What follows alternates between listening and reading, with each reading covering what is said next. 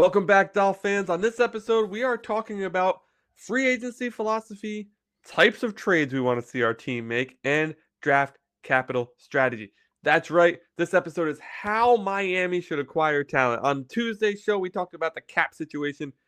It's not great. So on today's show, we're going to talk about, okay, crap cap situation. How exactly do we fill out this roster?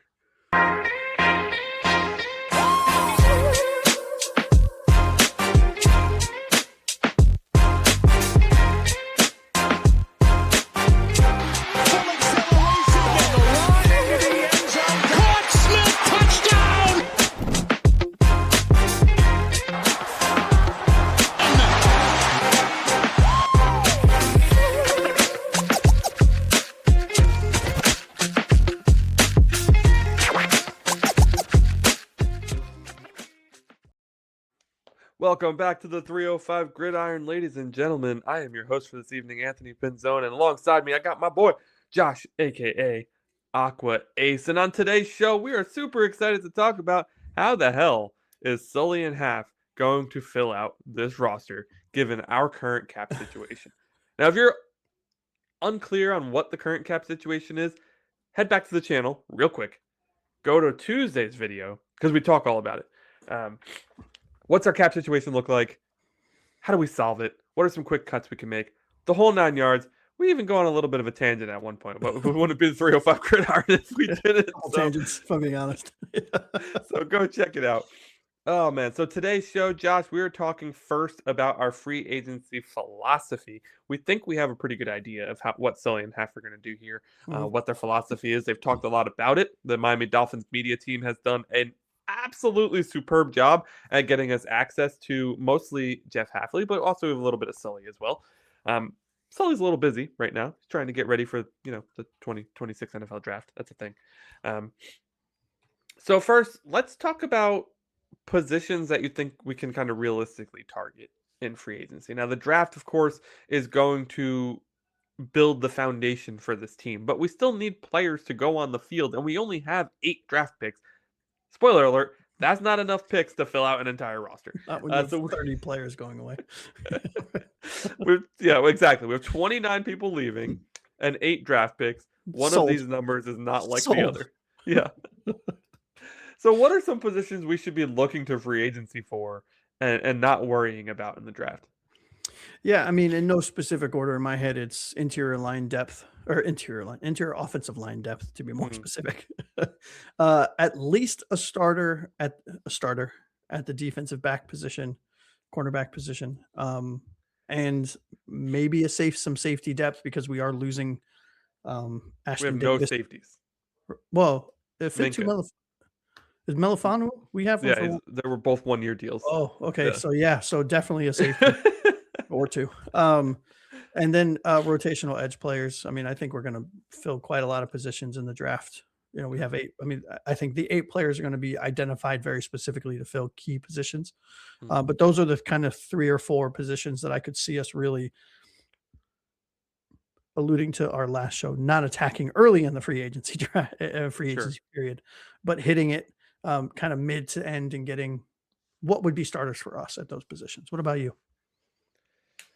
Yeah, I agree. I want to emphasize that you said interior offensive line depth because I think people might hear you say interior offensive line and be like, nobody's getting rid of an offensive line starter. Yeah, no shit, Sherlock. We're aware of that.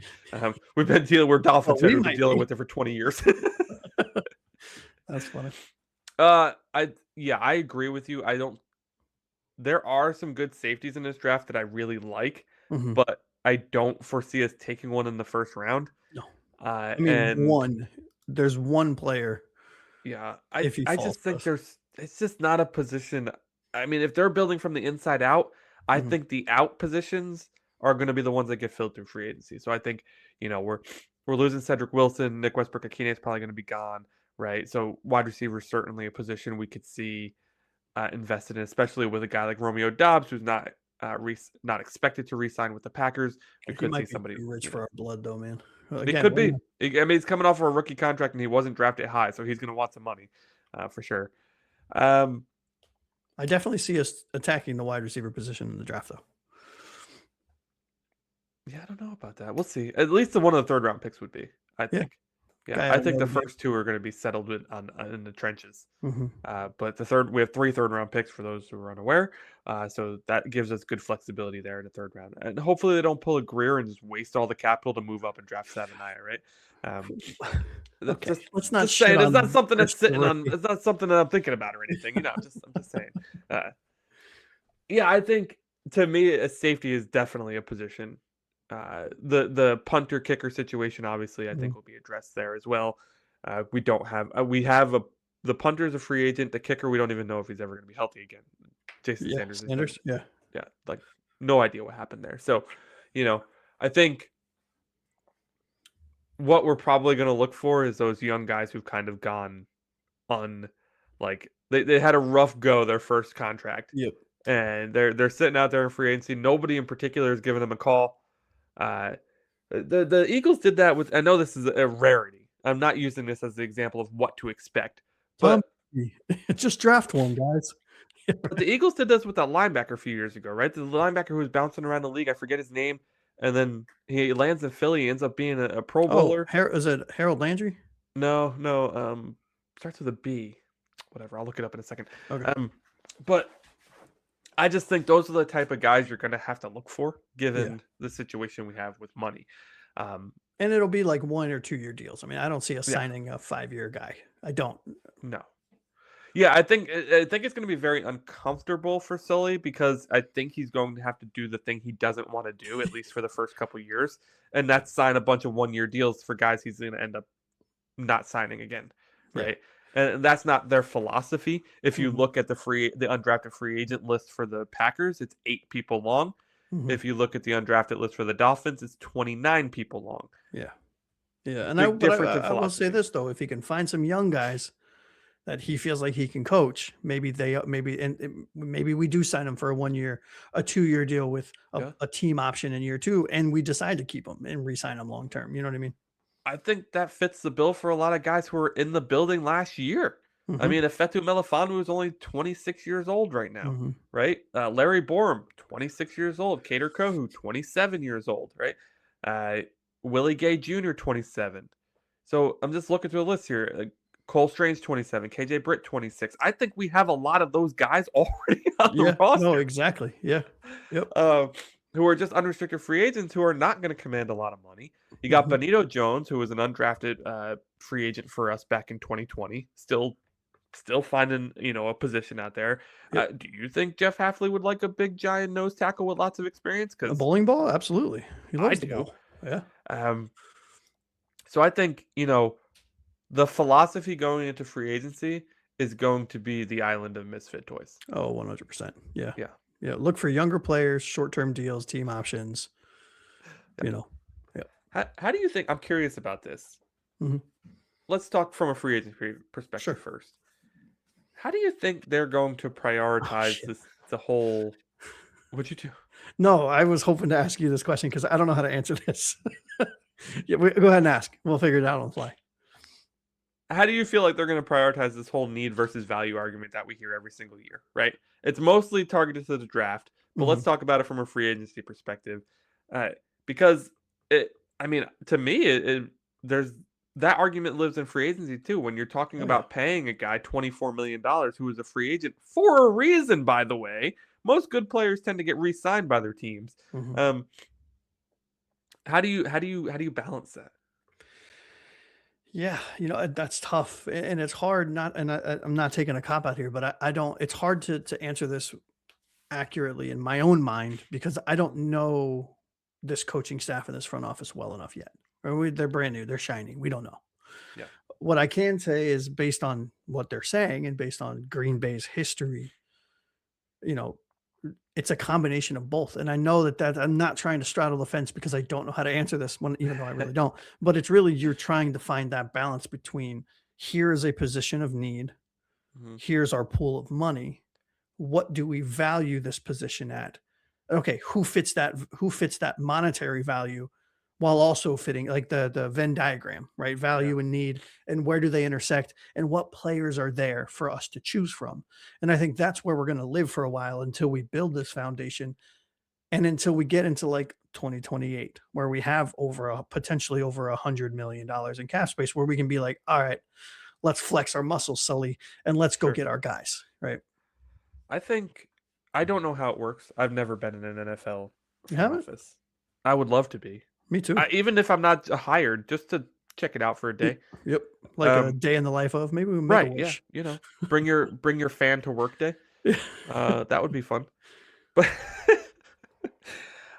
this is how I would do it, how I would approach it from a new GM, new coach perspective. Mhm. I would give every position room coach a list of the NFL free agents in their respective area. Mhm. And I would say, who on this list fits your system? Who on this list would you want?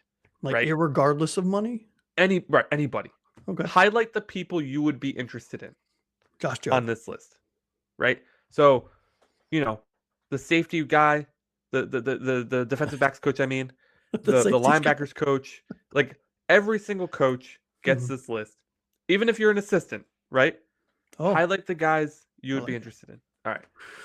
Then it goes up to the coordinators. The coordinators look at all their lists and they go cherry pick who they like off of the lists that were chosen, right? So the DC gets the list from all his coordinators. He goes, "Yep, I like these 4." Let's say there were 10 people highlighted. I like these 4, Mhm. right?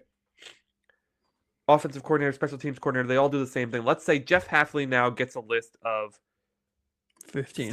15 guys, right? Yeah.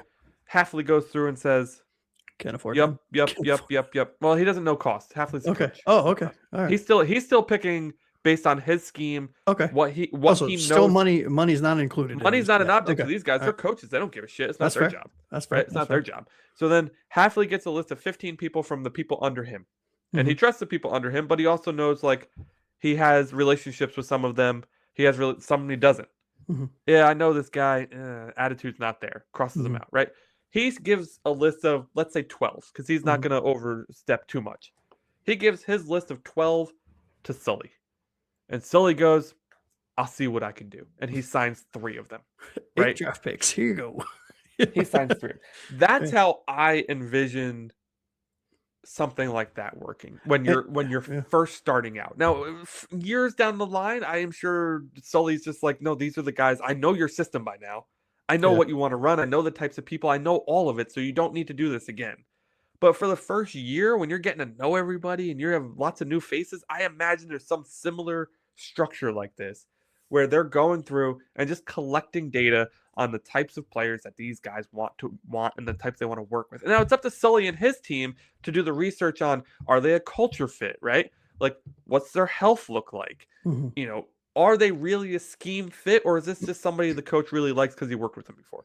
So I think that is how the prioritization of need versus value happens. And then Sully looks at the list, but by the time he gets the list and he looks at his 12 people and he goes, I can realistically target 8 of these, right? But these 4 I'm going to need to target pre-draft because they're going to get scooped up, right? These other 4 I could probably target after the draft. Then it's not going to be a lot of buzz. I'll talk to their agent and say, hey, what's it looking like? And we'll work something out after the draft. And then that's how I realistically think that gets worked out.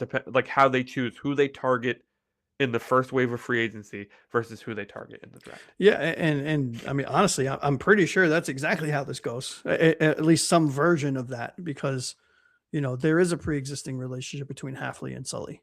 Yeah. And I think there is a lot of respect. And I think Hafley, where he's not a buzzy hire, he's a smart hire from many aspects. Yeah. He's been a head coach at the college level. He's worked in the NFL for quite some time. He has some context where he's coming from and what he wants to do. And I do think that, to your point, at the very least, those two sit down together.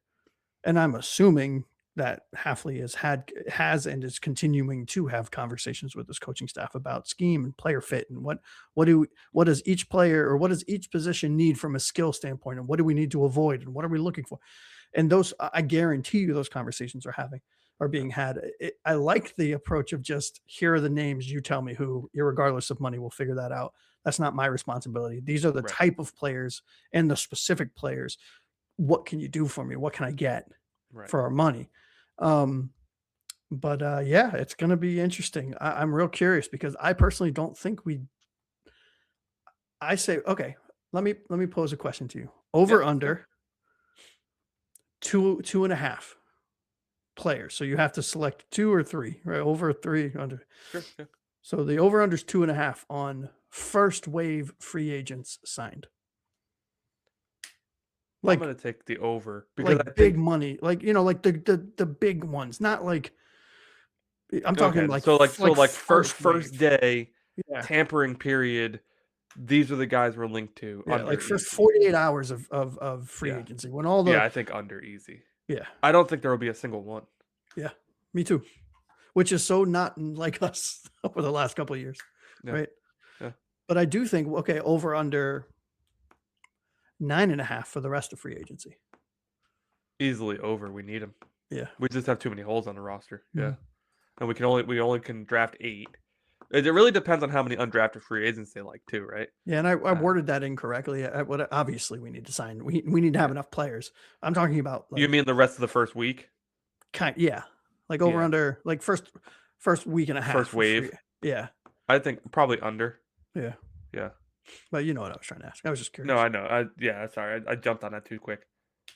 All right, so I think what's important, the last thing we'll talk about here in the free agency approach, the free Mhm. agency strategy, so to speak, is avoiding overpaying for Yeah. like the high profile, not Mhm. essential players. I mean, we saw this with Chris Greer all the damn time. It drove me Ugh. crazy because it is what gets fans hyped. Mhm. Let's be honest, it does, Which right? reeks of desperation though. Jalen Ramsey signing got fans hyped.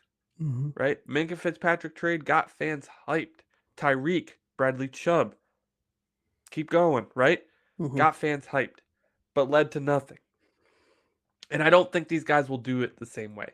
Because Yeah. if you chase hype, you end up right back here in 4 years where we have another new regime, right? So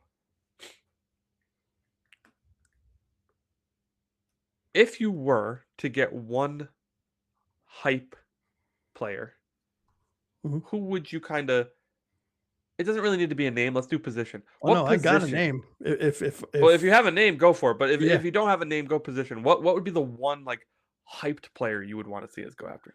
I mean, I think cornerback position and one name that really jumps out at me. I'm assuming he'll resign with the Seahawks, but one of Josh Jobe or Reek Woolen, Yeah. right? I mean, they're both going to be expensive. I think their estimated yearly is Jobe's at like 9, Woolen's at I think 8 or 7 or 8 million a year. Mm, Maybe it's a little more because you have to pay a premium in free agency. That's what free agency is. So yeah. with their team, example of that being player A, if they re-sign with their team, might cost them 7 million, but in free agency it's going to cost you 8 to 10. There's a markup. Yeah. But if we could land one of them, they're both young, they're both outstanding. They were phenomenal this season for the Seahawks.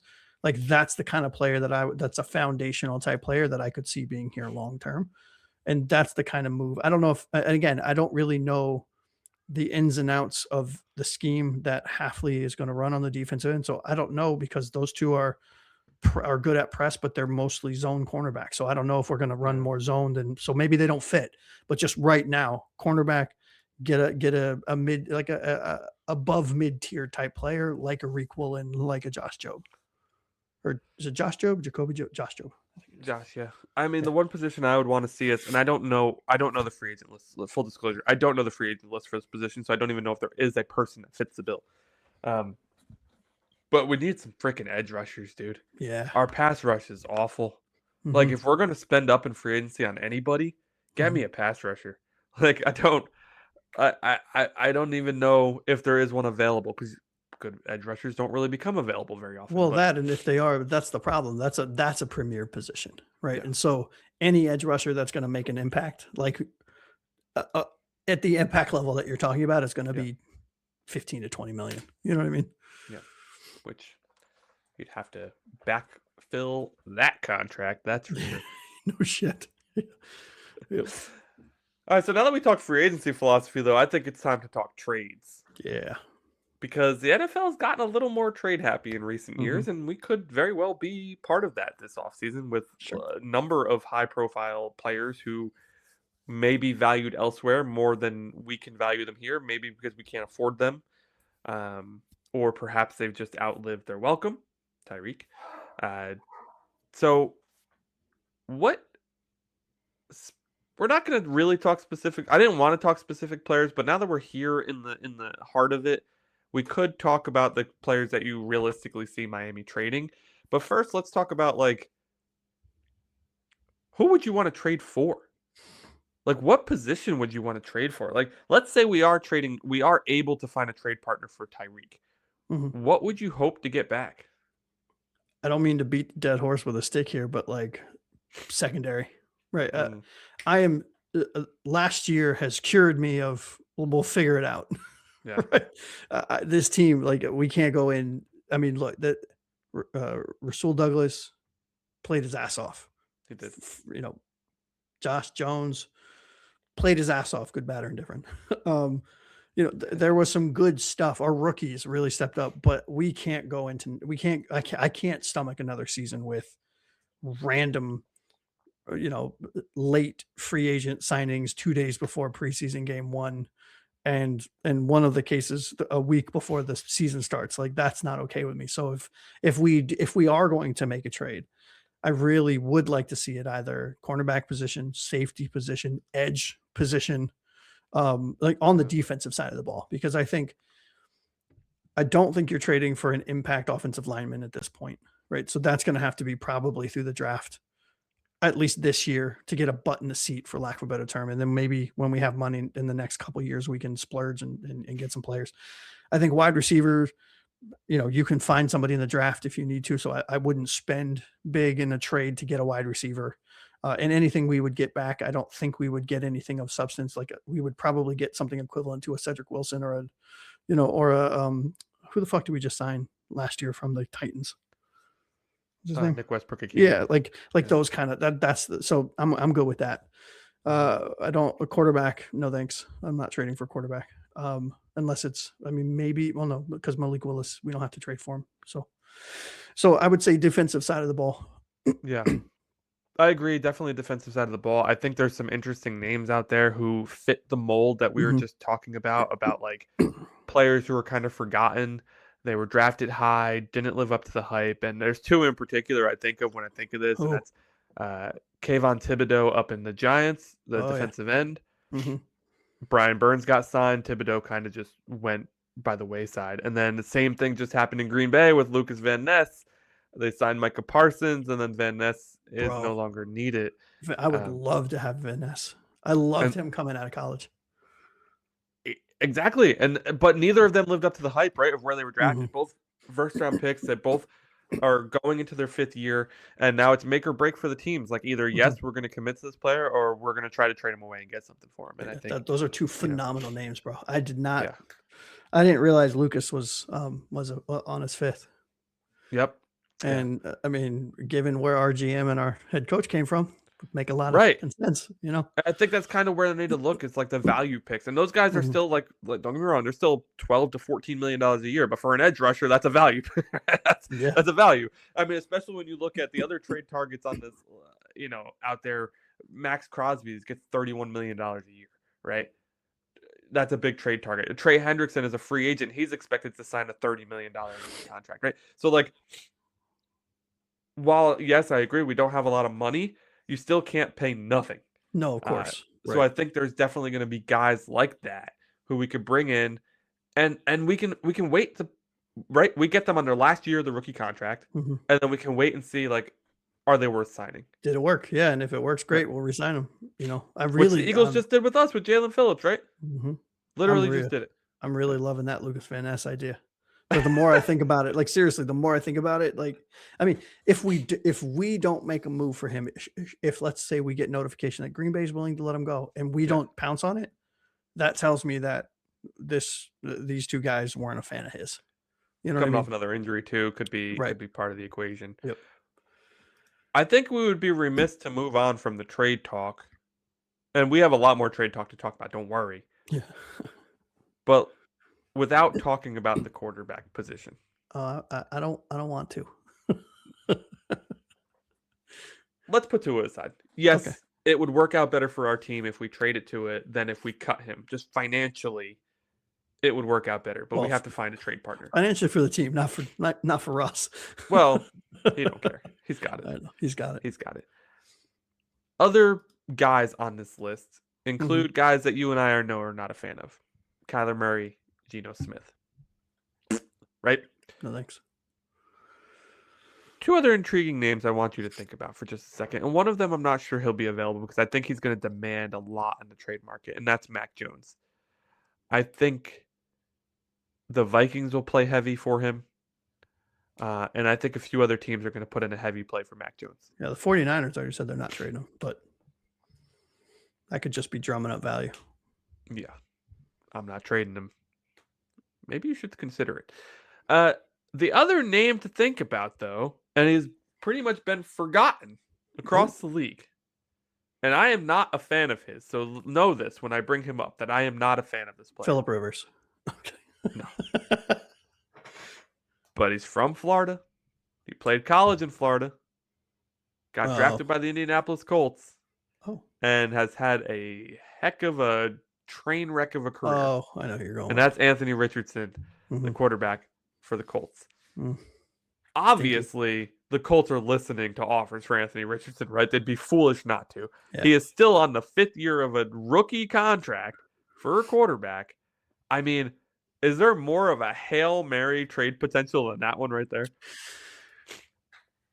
I mean, no, right? I think he's got he's made in the lab.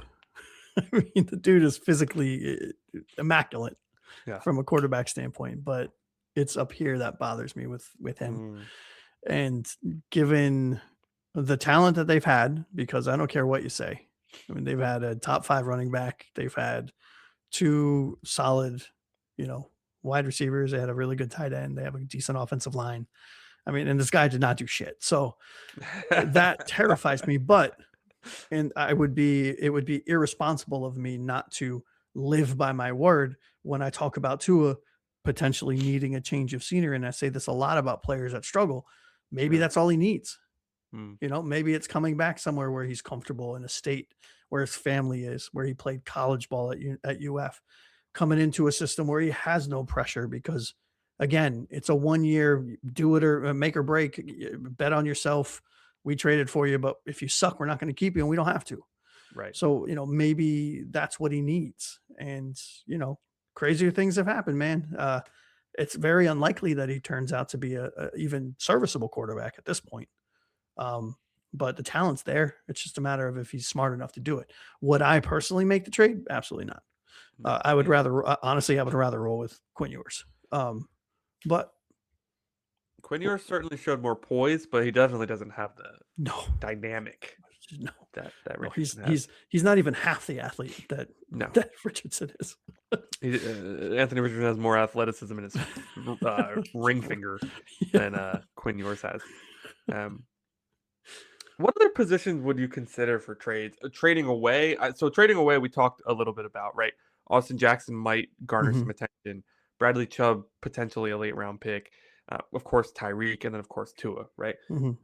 Who would you want to target though on the returning end? Draft picks, of course, but if you were going to go out and get somebody, are there any other positions? I know we talked corner, we talked edge rusher. Is there any other position other than those two that you would potentially look to try to trade for some help? I mean, offensive line depth, and I'm very specific in saying depth. Yeah. Because again, nobody's trading a key starter, and if you are, you're having to give up a shitload, and we're not. We're building the foundation of this thing. Sure. Offensive line depth. I would say wide receiver depth, right? I wouldn't personally trade for a star number 1 Tyreek Hill type guy, but maybe you get a good slot receiver, right, to give Malik Washington a run for his money, right, to add competition to that room. I mean, I think we're set at, running back, irregardless of what we do with Achane. Even if he's gone, Ollie Gordon and Jalen Wright are 2 very decent. I mean, they're above average running backs in my opinion. Who else? Maybe a linebacker, maybe a coverage linebacker, right? I'm not a huge. I think Dotson needs to go. I've seen enough. Yeah. I want to re-sign Brooks, but I think getting him a running mate that's not a rookie. Where, don't get me wrong, I wouldn't mind having Sonny out of Ohio State be our first round pick if he's there. But I think maybe a off ball linebacker might help. Stuff like that. Yeah. Basically every position outside. Every position. Yeah, we need a lot of positions. Maybe Yeah. a stupid question. I think I just named 2/3 of them. All right, man. Last but not least, in this offseason primer, we talked about free agency, we talked about trades, and now we talk about the draft. Yes. We have a lot of draft capital in the first 3 rounds. I believe it's 5 picks in the first 3 rounds, 4 in the top 100. And then we have I just had it up. What am I doing here? So 5 picks in the top 100. And then we have 3 outside of that. We don't have a 6th round pick this year. Who cares? What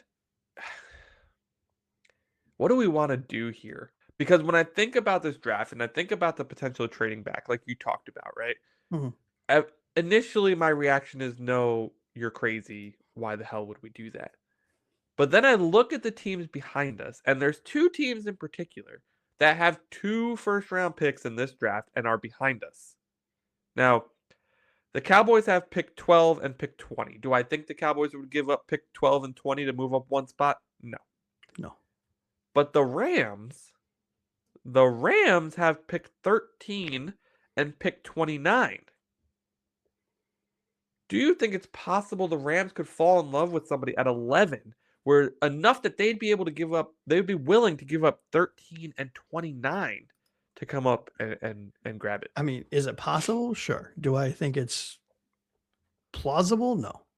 Because I from a math standpoint, I think there's not enough going back to the Rams. If they love them enough. Sure. Right. I mean, look, that's why I said, is it possible? Yeah. Would I make that trade? No. Meaning if I was the Rams, because I think I'd be giving up too much to move up 2 spots. But I think my point in saying that is that I don't want us to move back unless we get an offer like that. Like, but an I will offer say you this, can't refuse. What I could see happening, possibly, is the Rams are going to be good again. Yeah. Let's use Rams as an example. And what I would be pushing for as Miami is, if I'm trading down, which I think the more and more I am leading towards is moving down to accumulate draft capital, replenish. How far would you want to move down? Like, what would be your max? I wouldn't move anything past 22, 23, like in that early 20s range. Huh? But again, the compensation would have to warrant me moving down that far. And if I wouldn't move past 15, just for the record. But right. And but here's what I'm saying. Like, let's say we get to 11 and our 2 top cornerbacks that we like are safe, the 1 safety, the 2 edges, and our linebacker that we really like. I'm a big fan of Sonny out of Ohio State, and our top offensive tackle or top offensive lineman is gone.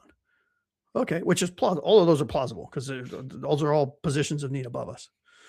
Well, then what do? Do you stick and pick and take a lesser player, or do you trade down because this draft gets better and better the further back you go? This like last year's draft, you're going to make your money in rounds 2 and 3. But what I would be pushing for is 2027 draft picks. Yeah. So, yes, I need, if I'm moving down. If you can get them. Yeah, if you can get them. Yeah. Right. So, I mean, like a team, let's say we were moving down to 17 or 20. Yeah. All right. Well, I want 2 firsts. My asking is going to be 2 firsts. So let's use the Rams as an example. All right. We'll take your 13 and we'll take your 1 next year. So you can still keep a 1 this year. You move up a couple spots. Like, that's the kind of conversation I would be having. Personally, I'd be targeting the Bucks at 15 because I think they're at the end of the window. Dude, yeah. And do you think you could? What do you think you could get out of them? I mean, that's obviously so difficult, but what would you be pushing for? 15 I mean, it's 4 spots. I want at least a 2nd next year, right? Mm-hmm. But if they offered you a 2nd this year or a 2nd next year, which would you take? I would take a 2nd next year. Yeah. Mm-hmm. Yeah. Give me as much 2027 draft capital as you can. Because they're picking in the middle of the round this year. And like, they're losing Evans this year. Godwin's probably on his last leg. Like, I just think they're hitting the end of this window that they could potentially be bad next year. I don't particularly think their coach is very good. So like, Is that Bowles? Is he still there? yeah. Yeah. So like when I'm and I don't know if GMs take this into account. It could be they don't. I don't know.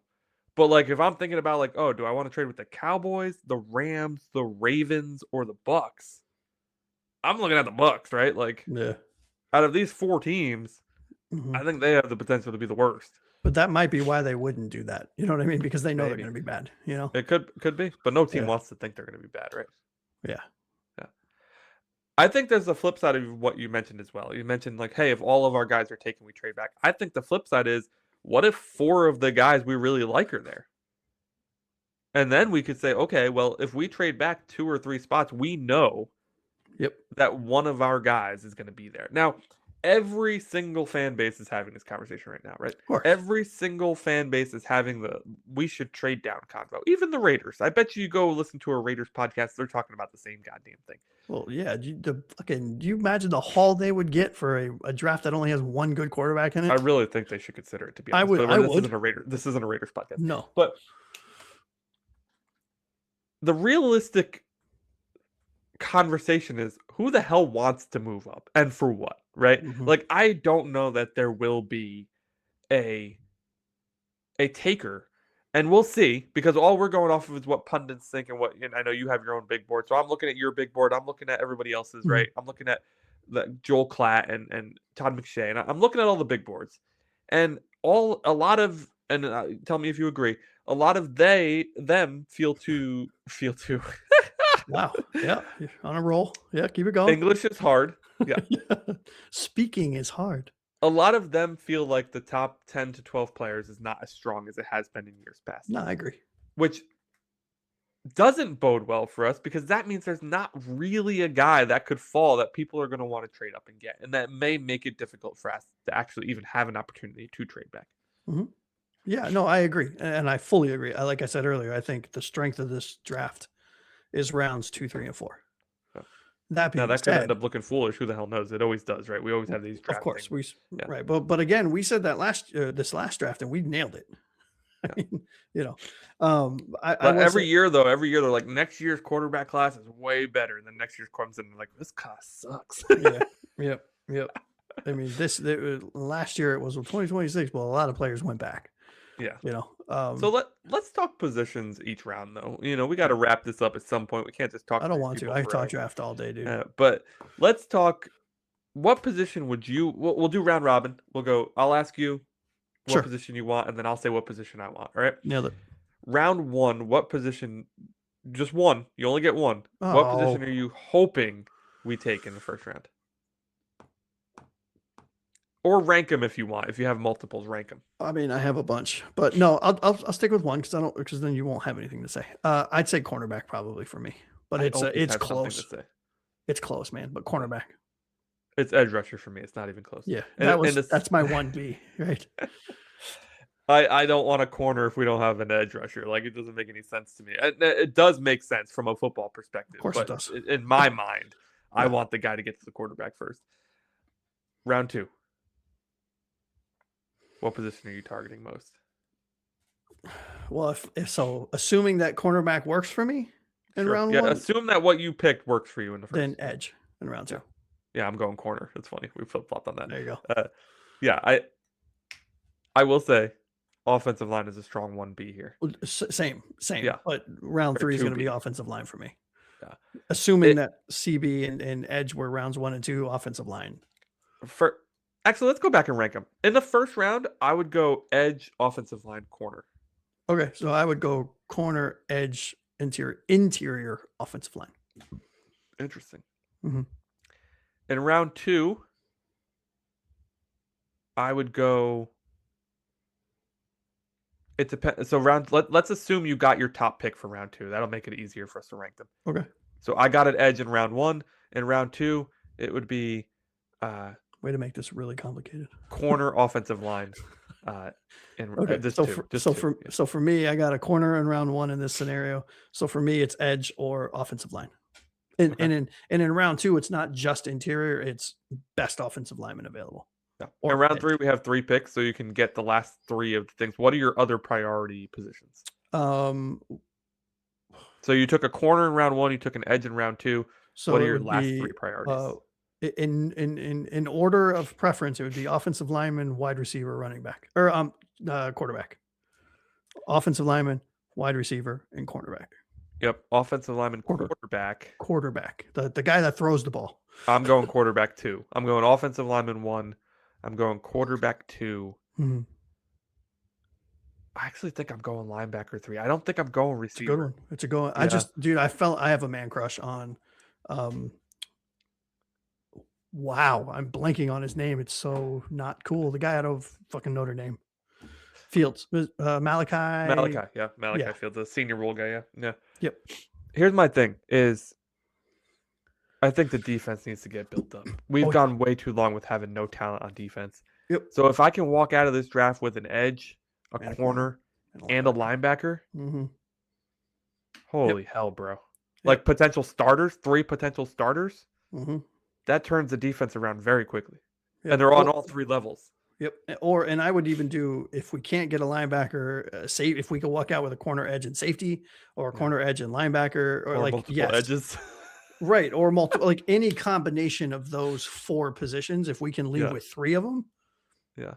yeah. But I mean, I think I say quarterback because probably round 3 is a little early for us, but only because this regime has stated multiple times we will draft one every year or every 2 years. Yeah, let's clear that up a little. Only a quarterback if there's a quarterback worthy of a third Of round pick. course. I do not want to reach for a Yes. 5th round quarterback in the 3rd round. That's No. right. No. These rankings are all based on there is somebody at that position worthy of being drafted in that round. Like, let's say we get to our last 3rd round pick, and we've gotten an edge, we've gotten a cornerback, we've gotten offensive lineman, and we've gotten a linebacker or wide receiver.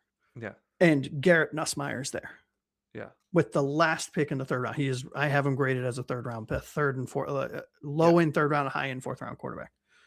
That would be pick number 90, the 26th pick in the 3rd round. Yeah. I would consider taking him, Nussmeier, and only Nussmeier there, not any of the other ones that would be available.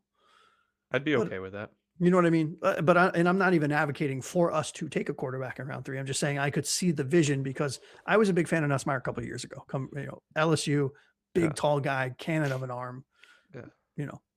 That's the thing, is that I think the profile for quarterback needs to change, right? Like, of course. Yeah. We need the build to match the quarterback of the NFL. And I get it.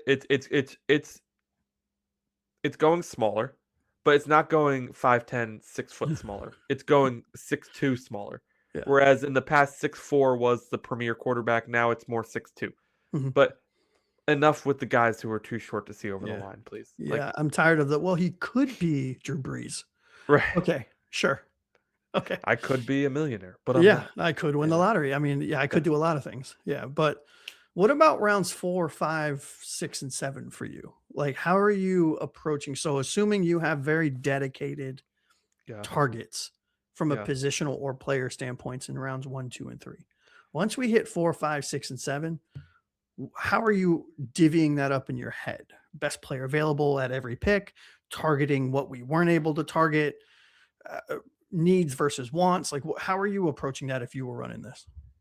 I am targeting talent, I think, above all else. If you talent based on scheme fit specifically, right? Okay. So in the later rounds, in my opinion, where we see the most success on late round picks is guys who land it in the exact scheme that fits their style of play, right? So whatever, I don't care if it's a position that's a repeat of one we already drafted earlier in the draft. Sure. If we took a corner in the 1st round and all of a sudden in the 4th round there's a corner that perfectly fits your scheme, take the corner, right? Like, I want the most talent that also fits the scheme. Yep. Because I think they have the best chance of being successful. Yeah, I agree, partially. So how I would break this down in my head when I do mocks and when I try to envision what's going to happen is, rounds 1, 2, and 3, we are targeting specific players, right?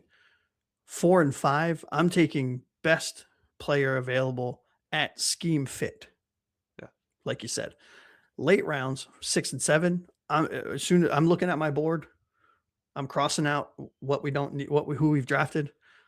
When our pick comes up in the 6th and the 7th, I'm looking at who's on top of my board.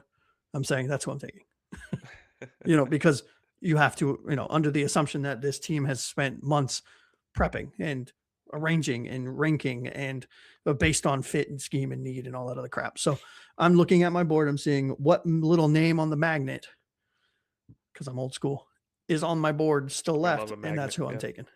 To your point, I don't care if we take an edge in round 1 and we take an edge in round 3 and we get to round 6 and 7 and there are 2 of our top 3 players are edge players. Guess what?